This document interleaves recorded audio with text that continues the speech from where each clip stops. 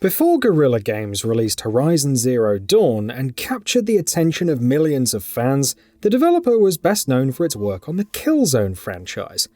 Killzone was supposed to be Sony's answer to Microsoft's tremendously successful Halo, and while those goals were never quite reached, the franchise did certainly morph into a respectable first-person shooter, one that Sony was willing to count as one of its tentpole releases for the PS3 generation.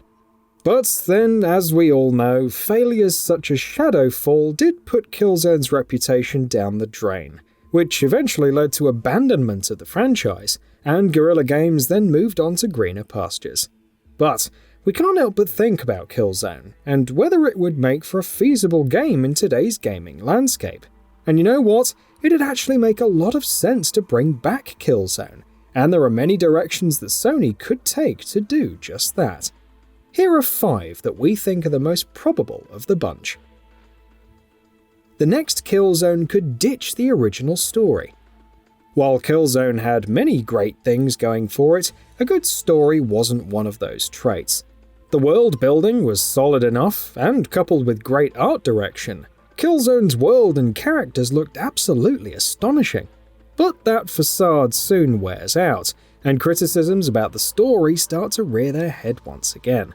Sure, one could say that in a game that's so focused on shooting enemies in the face, the story doesn't really hold that much weight.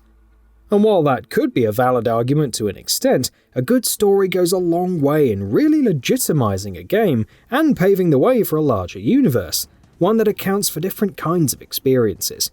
So, why not leave what doesn't work behind and start with a rebooted plot that's different from what came before and be all the better for it? This is easily the most idealistic way to reintroduce the franchise to a modern gaming landscape. If the next Killzone were to have a rebooted plot, new players who don't have prior experience with the series would be tempted to jump in, while those who have grown up with it would also get to see it in a new light. And then, of course, the developer would also get to work on a clean slate, which has plenty of advantages on its own. Everyone wins, no one loses. The next Killzone could be a multiplayer-focused game. But if the story and the single-player campaign is something that's causing a buffet of problems for the developer, why not abandon that portion entirely and go for a game that's entirely focused on the multiplayer components of Killzone? While that approach may sound unintuitive at first, but over the course of multiple entries, Killzone had managed to create a compelling multiplayer experience that kept fans coming back for more. So it might be best to hone in on those learnings, maybe add a few new game modes, and ship a multiplayer-centric game to test the waters for Killzone in this new market. If Sony were to take this approach, it could go down 2 routes. Either ship a game with a fixed price tag, or make the game free to play. We've seen plenty of multiplayer shooters in both these categories become successful, and while each of these routes has its own set of advantages and disadvantages, there is little argument that Killzone can't thrive as a multiplayer experience. The next Killzone could go for an open-world shooter approach. While there were many reasons behind Killzone being disbanded after Shadowfall, one of them is certainly the fact that the franchise didn't fit into the open-world third-person cinematic experience model that Sony had adopted with the majority of its first-party releases.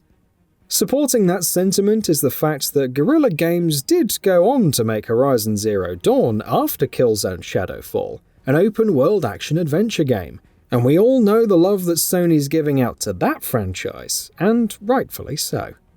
But who said that Killzone can't be molded into this aforementioned box? And while that statement might have sounded borderline impossible a few years before, it's starting to make more sense every passing year.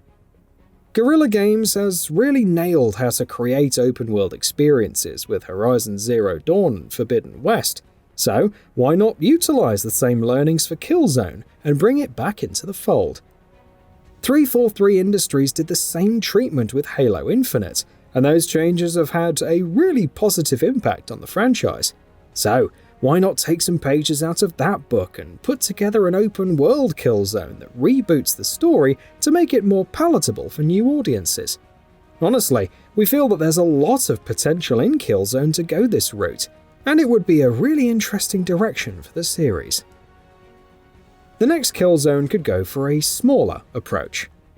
But going open world or rebooting the story entirely would require a lot of groundwork and experimentation, and that would definitely require tons of capital.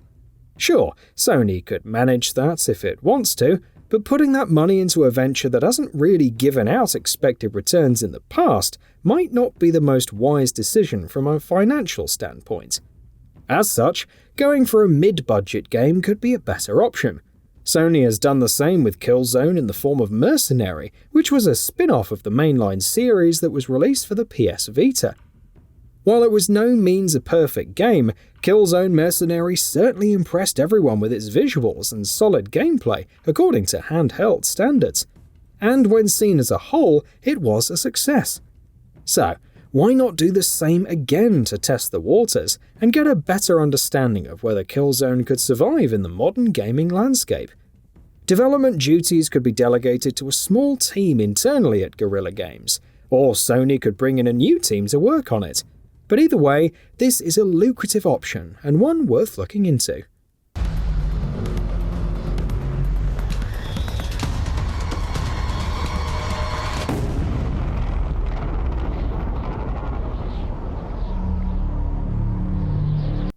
The next Killzone could go for VR.